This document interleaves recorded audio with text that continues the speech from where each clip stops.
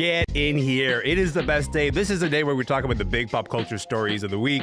The Oscar nominations are out and people have feelings about them. There's a new movie with SZA and Keke Palmer. I want to get into that. The group chat's here. They have thoughts. Let's go.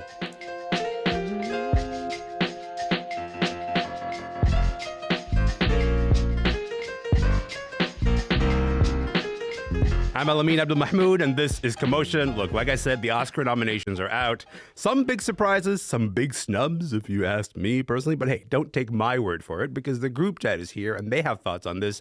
Reanna Cruz is here. Rollie Pemberton, a.k.a. Cadence Weapon, is here. Rollie, Reanna, what's good, y'all? How's it going?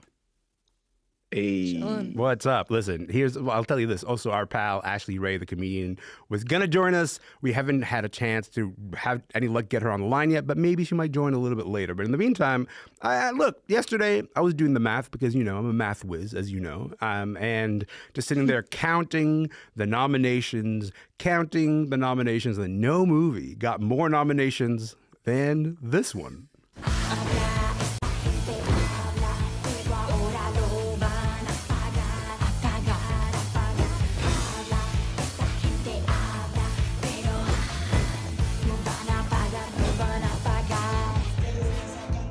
I'm sorry to do this to you, Reanna. I really am. That is Emilia Perez, the wild and quite polarizing musical about a Mexican cartel boss who has gender-affirming surgery and then tries to make up for her past. That is a movie that got 13 nominations, including Best Picture and Best Song for the song that you just heard right there, El Mal. Best Actress for Carla Sofia Gascon, which makes her the first transgender woman to be nominated in that category. Look, Reanna, it was not that long ago that you were on this very show being like, Emilia Perez, actually not about it. Now that you see the list of nominations, seeing Emilia Perez at the top of the nominations list, how are you feeling? What are you thinking about? It's kind of nuts. Okay. You get me on the show, it's 7 a.m. LA time, immediately shove Emilia Perez in front of my face. It's led the nominations. How dare you? I know.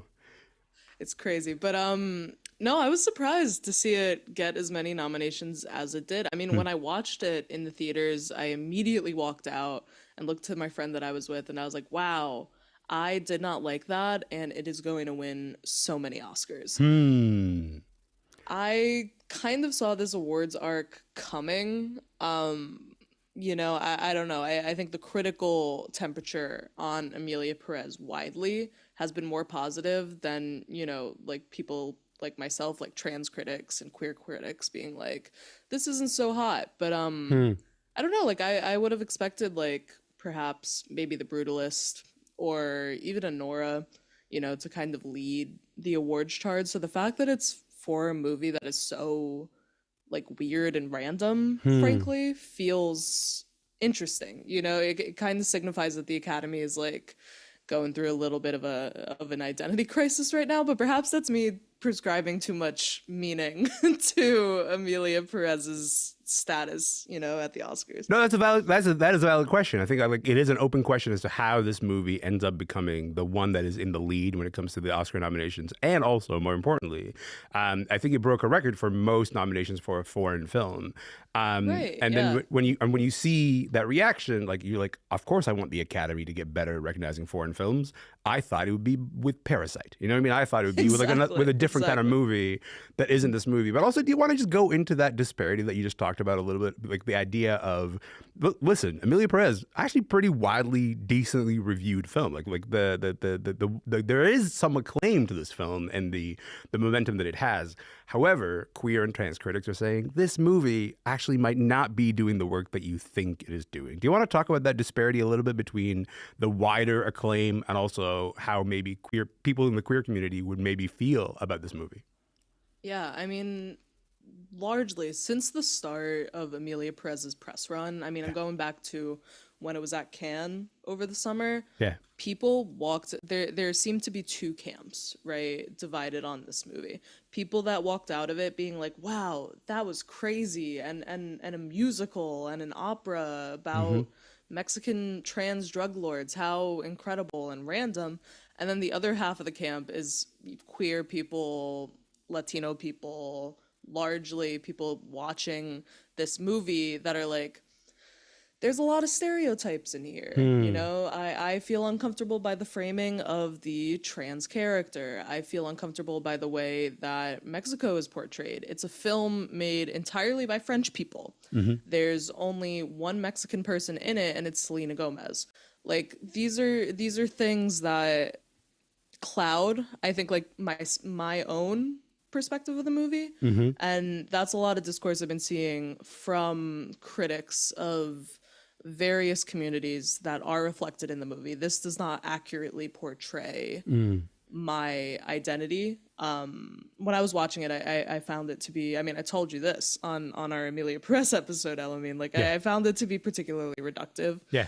So I think it's interesting that this is the movie that the Academy has chosen to rally behind.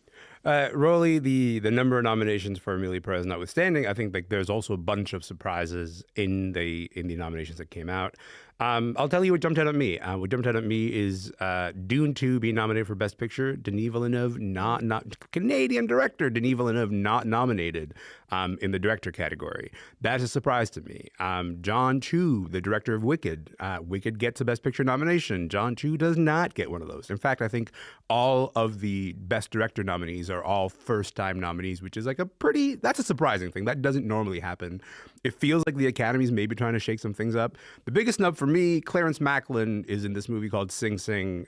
Sing Sing is like a devastatingly beautiful movie. Clarence Macklin plays himself in this movie. And he, to me, had the best supporting actor performance of the year. And so to see him not even get nominated, that was a surprise. So, Rollie, when you look at those nominations, what's the thing that is kind of jumping out at you that you're kind of taking away from the nominations? Yeah, I mean, I was really surprised not to see Nicole Kidman nominated for Baby Girl. Yeah. I thought that was an amazing performance. But I think just in general, I feel like we're at a time where there's a lot of confusion with the Academy. Like the Best Picture nominees, I really can't call anymore. There's so many nominees still nowadays. 10 nominees for Best Picture. I know, yes. It's getting kind of crazy where you're seeing, okay, we've got some of these like big tent popcorn movies, and they're alongside these serious kind of Oscar-y movies. Yeah.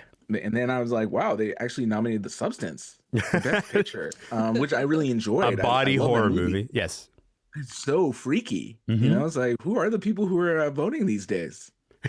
I've got to say, I saw Substance twice. Not a movie you need to see twice. My body was like, please don't do this. Why did you do that? I actually, like a friend was like, can we go see it? I was like, yeah, all right, let's go see it. And then I sat through, I was like, oh, my body hates this just as much the second time. In a good way. Like, it is so effective at the thing. It is trying to make you hate the movie, and it is doing a stellar job of that. Listen, Reanna, before we move on, I have to ask, like, listen, you're in Los Angeles. The wildfires are still raging. These nominations were delayed a couple times because of the fires.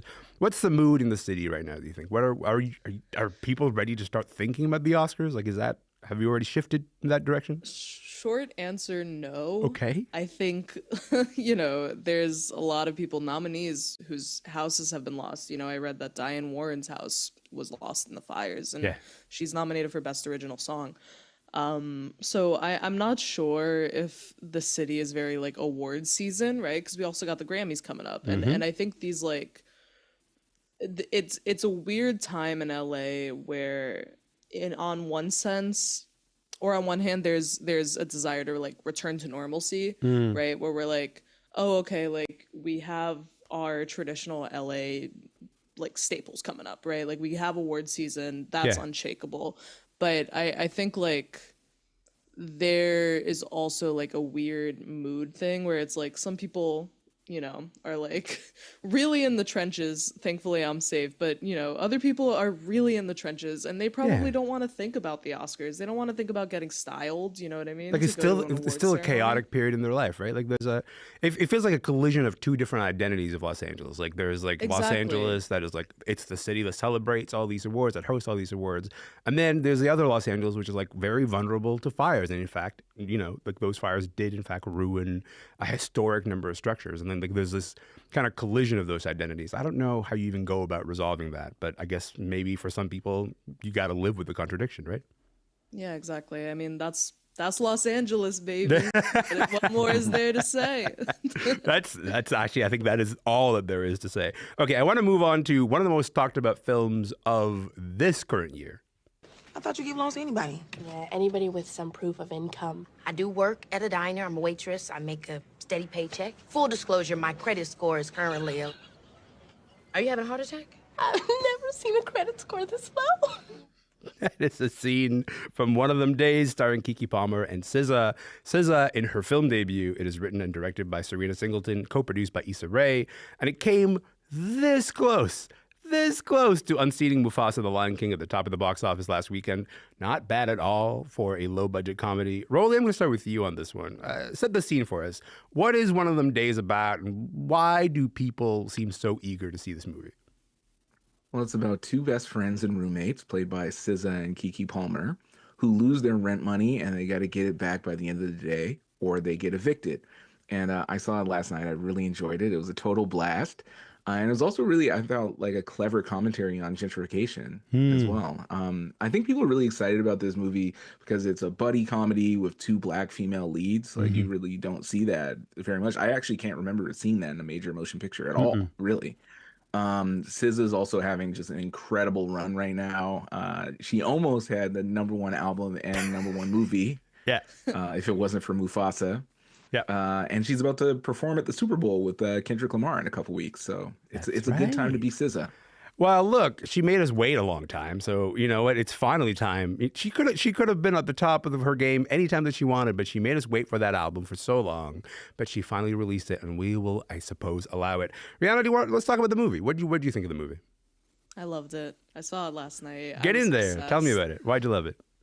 Well, it was so great seeing it in theater in Los Angeles. You know, everybody. And it's set in Los Angeles, we should say. Yeah, exactly. It's a movie set in Los Angeles, and I watched it in Los Angeles, and the whole theater was packed. You know, crazy full, and everybody was laughing their butt off. It was so lovely to watch. I was actually watching it with my friend that's born and raised from LA, and after the movie, she was telling me, so you missed that joke because it's hyper specific to the high schools in Crenshaw.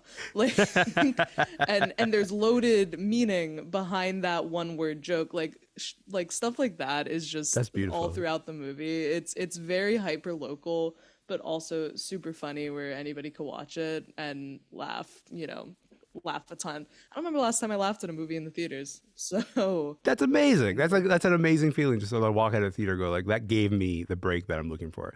Can I just ask about? I'll ask both of you about this, but SZA, because it's nice for her to have this moment that she's having, 2 albums in a row that are like massive critical acclaim, people in love with these records, and then you get this turn to be a movie star. Rihanna, I'll start with you on this one. How do you feel about SZA as a leading lady in a movie? Does it work? I think it works. I think it works really well. She very clearly is funny. You know, I think SZA's always been funny. Yeah. You know, she's always made me laugh. But seeing her on the screen like this, it's a natural fit. What about you, Rollie? How are you feeling about SZA as an actor? I think she did an amazing job in this movie. I was really impressed. Like, I feel like she has a lot of charisma. Yeah. She seemed very natural. She had really good comedic timing. I think she had really good chemistry with Keke Palmer in particular.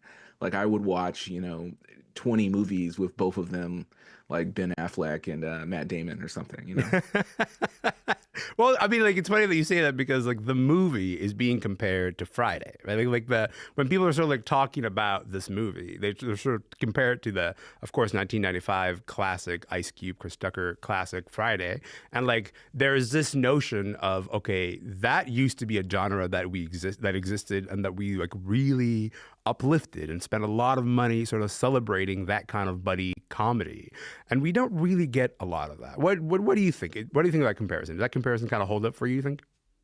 Oh, for sure. Yeah, that was probably the first thing that came to mind. I mean, you can't help but think that, seeing like two people hanging out in LA in that particular way. Yeah.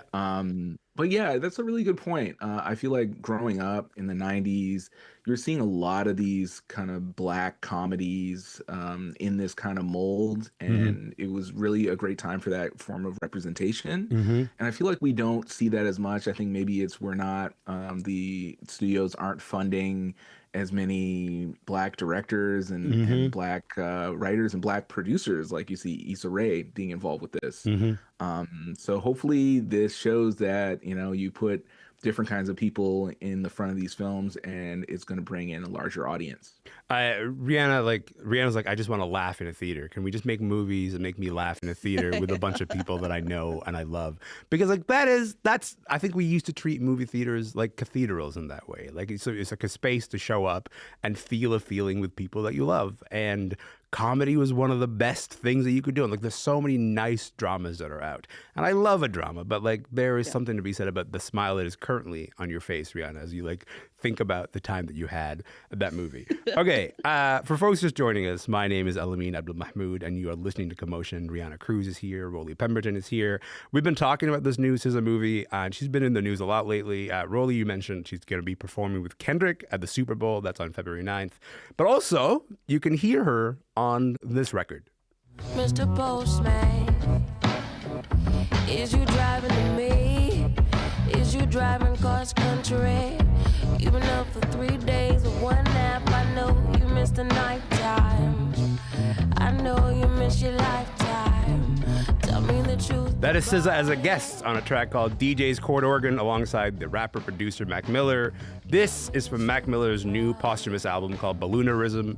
This is a record he made back in 2014 but never released. Now it is out. It's out for all of us to hear.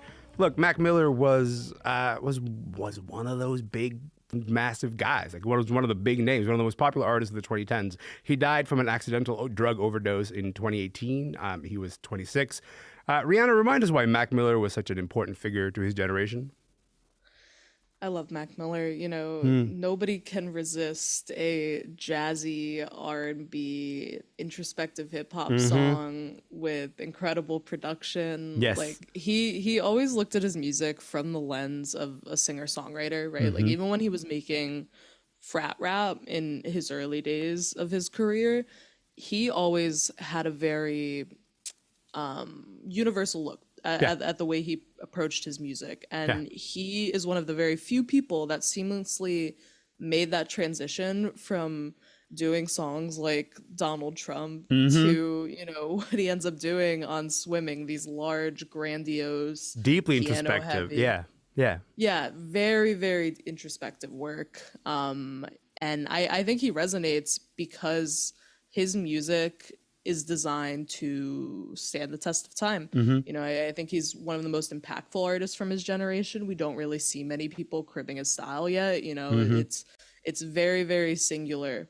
And all of his work really stands as a very unique body of records. I don't know. I don't see many people doing what he's doing, you know, still today. Yeah, nobody has tried to copy that style. Yeah, no, 100%, 100%. Rollie, I think there is a good reason to be a bit skeptical about a posthumous artist release, right? Like in a lot of cases, like it's record companies sort of trying to go into the vault and being like, well, what do we have here? What can we transform into like something larger?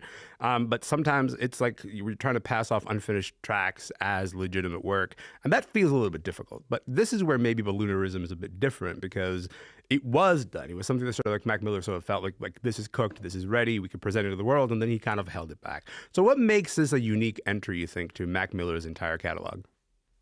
Yeah, that's an interesting point that you say about like the posthumous releases, because you know, growing up, you hear like the very, very, very, very last Tupac album that they scrounged together, and it would be like, "Hello, I am Tupac, and I made this album." But the thing about this record, it really does have a legendary history among Mac Miller fans. It was made around the same time as Faces, which was considered one of his best mixtapes. And it's been kind of hinted and rumored about for a while. So and there were even some leaks, you know, in 2020. And then to see it come out and it's a fully formed album, people are really stoked about it. And I just want to give a shout out to the Mac Miller estate, which I think it's his mom is involved with putting out the records. But they really are doing him justice, you know, because everything that's come out since he passed away has been treated with so much care, and it's like a high standard of quality, and really honors his legacy. And I gotta just say, like, his death was so tragic, especially because he had just put out Swimming, which to me Mm. is one of the masterpieces of rap in the last decade. And it's really sad that he wasn't here to really benefit from the success of that. But it's Yeah. amazing that we have such a great piece of music that really wasn't heard before, that just tells more of what a complete artist he was. You know, he produced a lot of this record under the alias Larry Fisherman. He's working with his close friend Thundercat. And you got these amazing jazzy backdrops. Like, it's not just hip hop, it's very psychedelic. And unfortunately, it's very foretelling of his death, right? He's rapping a lot about doing drugs and talking about, you know, he thinks he's going to die soon and stuff. So it's definitely a haunting listen. I'm glad you brought up Swimming as being like this significant turning point in his career, because it certainly was. I think like people talked about Mac Miller in different ways before and after that record came out. Reanna, when you think about the ways that the posthumous releases have maybe deepened our understanding of the artist who Mac Miller was, and you think about Ballonerism in that context, how would you say that this record maybe deepened your understanding of who Mac Miller is? Because I think he is one of those artists that we're still learning more and more about, even after his death, even as we revisit work that has been on the shelf for 8-9 years. Yeah, I think listening to this record really showed to me how deep and intensely he thought about his music, even before he was making music like he was putting out on Swimming and The Divine Feminine, which came out before Swimming. Yeah. I think those two records really marked a shift in his artistry and his sound. And the fact that this record was made in 2014 and then fully shelved, and it sounds kind of similar to what we hear in the later years of Mac Miller's work, like that to me shows that, I don't know, like he had like boundless potential. You know, he really was a marked instrumentalist, you know, like he just like really thought about his work in a way that I think is very unique, and the sound was always present. It helped me recontextualize his earlier work through the sounds of this record and his later albums. What I really loved about this record is the way that it made me rethink about the trajectory that the trajectory of his art and the trajectory of his engagement, because you know that he was an artist who at the time I mostly knew for that Donald Trump song, right? And Exactly. for him being sort of like a party rapper kind of guy, and then he kind of makes this turn, and it's not a turn that a lot of rappers can make credibly or even well, you know, but he does it so well and so credibly that you think, oh, you found it. You found the gear that you want to communicate to the rest of us in, and we are so like lucky to get to have you communicating to us in this gear. Okay, before we go, I just want to ask each one of you guys for a recommendation, something to watch, something to read, something to engage with on my weekend. Reanna, why don't I start with you?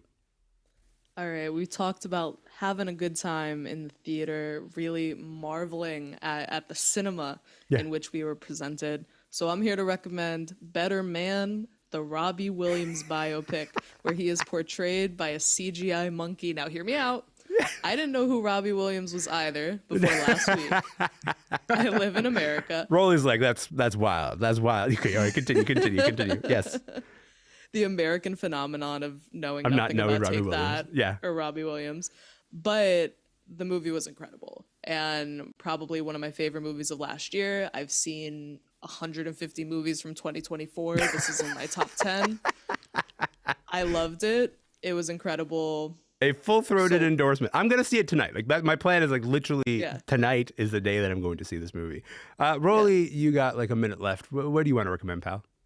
Yeah, so I've been watching this show. It's called Rivals. Okay. It basically stars every British person other than Robbie Williams. It's based in the 80s, and it's about this regional television station, which sounds really boring, but is actually really funny and campy, and everyone's having a lot of sex. And it's got a great 80s soundtrack. I recommend it. That sounds like a delight. I am into it. I'm going to spend my weekend doing that. I'm going to go see the Robbie Williams movie and go, he's a chimp, but that's fine. And then watch Rivals. In the meantime, I got to say thank you to both of you. Thank you for being here. This has been a delight. Thanks again. Happy to be here. Thanks. Of course, you guys are the best. Reanna Cruz is a culture writer. They're in Los Angeles. Rollie Pemberton, also known as Cadence Weapon, is a rapper and writer based in Hamilton, Ontario. That is it for the show today. My name is Elamin Abdelmahmoud. Before I go, though, I just want to tell you, the Commotion was produced this week by Stuart Berman, Ty Callender, Amelia Ekbal, Jane Van Couverden, and Jess Lowe. Our digital producers are Shuli Grossman-Gray, David Hustler, Shel Turingen, Sabina Wex, and Julia Whalen. Our director is Dean Kim. Our engineer is Sam Hashmi. Our senior producer is Danielle Grogan. Beza Seifa is our executive producer. My name is Elamin Abdelmahmoud. This is Commotion. We're going to be back on Monday. I cannot wait to see you then. We're going to talk about the Brutalist and the AI controversy around that. So stay tuned for that. In the meantime, have a good weekend. See you next week.